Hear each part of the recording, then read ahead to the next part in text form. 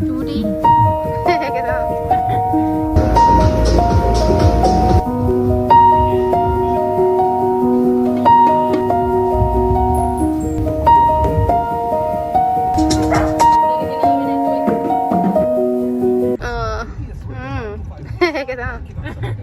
Hi guys, ඉතින් ඔයාලා හැමෝම සතුටින් පරිස්සමෙන් ඉන්නවද? ඔන්න ආයෙමත් vlog එකකින් මම ඔයගොල්ලන්ව හම්බෙන්න ආවා. ඉතින් මං හිතනවා දැනට මම මගේ husband ගේ birthday vlog එකේ part 1 එකයි part 2 එකයි ඔයා බලලා ඉවර ඇති කියලා. ඉතින් ඒ vlog එකේ තව එක vlog එකක් ඕගලන්ට ගේන්න තියෙනවා. එයාට හවස දුන්න සර්ප්‍රයිස් එක. ඉතින් සර්ප්‍රයිස් එකට කලින් අද දවසේ මම හිතුවා එයාට gift එක දෙන්න ඕනේ කියලා. ඒක නිසා part 3 එකට කලින් gift එක ගන්න ගියපු vlog එක තමයි මම ඔයගොල්ලන් එක්ක share කරගන්නේ.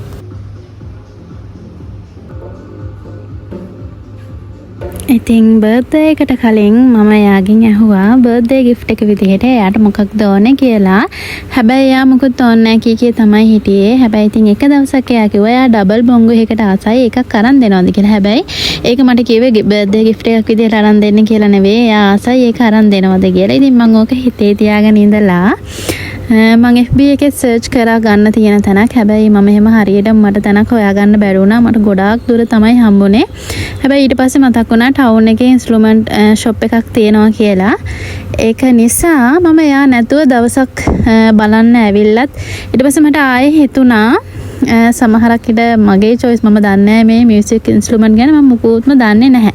ඉතින් ඒක නිසා සමහරක් වෙලාවට මම තෝරන එකයට හරියන්නේ නැති වෙන්න පුළුවන් නිසා එයාවම එක්කන් ඇවිල්ලා එයාට ඕන එක ගන්නවා කියලා.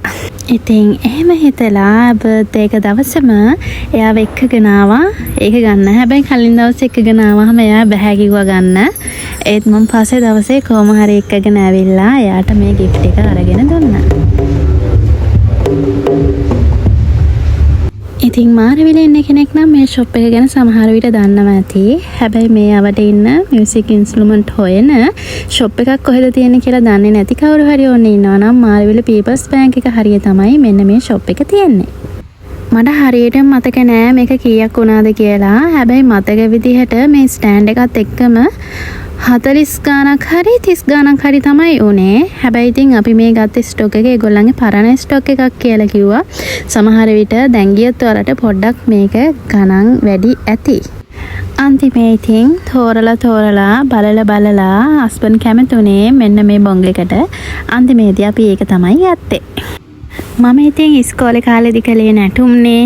ඒක නිසා මේවා ගැන මම ලොකුවට දන්නේ නැහැ. හැබැයි ඉතින් අපේ චර්ච් එකේ බෑන්ඩ් එකට හිටිය නිසා පොඩ්ඩක් සමහර දේවල් ගැන දන්නවා. ඒ නැතුව ලොකුවට මේ ඉන්ස්ට්‍රුමන්ට් කොහොමද මොනවද එහෙම කියන්න මම ඉතින් හරියටම දන්නේ නැහැ. හැබැයි ඉතින් මේකේ මං හිතන විදිහට මියුසික් කරන අයට ඕනම ඉන්ස්ට්‍රුමන්ට් එකක් මේ ෂොප් එකේ තිබ්බා.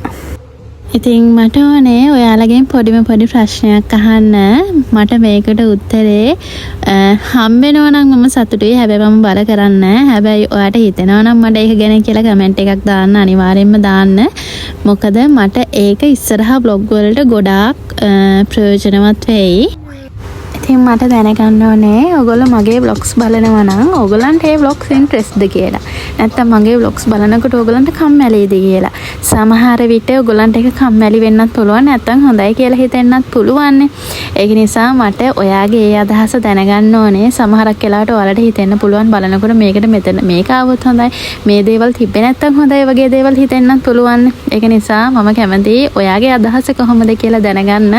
එතකොට මට ඒව වෙනස් කරගෙන ඉස්සරහට ඔයගලන්ට vlogs ගේන්න පුළුවන් කියලා ඉන්ට්‍රෙස්ට් විදිහට. මොකද මම vlog එක හදලා ඒකට voice කරන එක තමයි කරන්නේ. ඉතින් vlog එකේ 90%කටත් වැඩිය ඔයගොල්ලන්ට මගේ කටහඬ ඇහෙනවනේ. සමහර විට ඔයාලා ඒකට අස්ස නැති වෙන්න පුළුවන්. ඒක නිසායි මම අහන්නේ මම මේ වගේම vlog එක ඔයගොල්ලන්ට ගේන්නද නැත්නම් මම කතා කරන එක චුට්ටක් අඩු කරලා එහෙම නැත්නම් කතා කරන එක වැඩි කරලා කොහොම එහෙම ගේන්නද? ඉතින් ඔයාලා කැමති කොහොමද කියලා මතක් කරලා ඔයාට පුළුවන් නම් ඔයා කැමති නම් අනිවාර්යයෙන්ම කමෙන්ට් එකක් දාන්න. ඒක මට ගොඩාක්ම ප්‍රයෝජනවත් වෙනවා.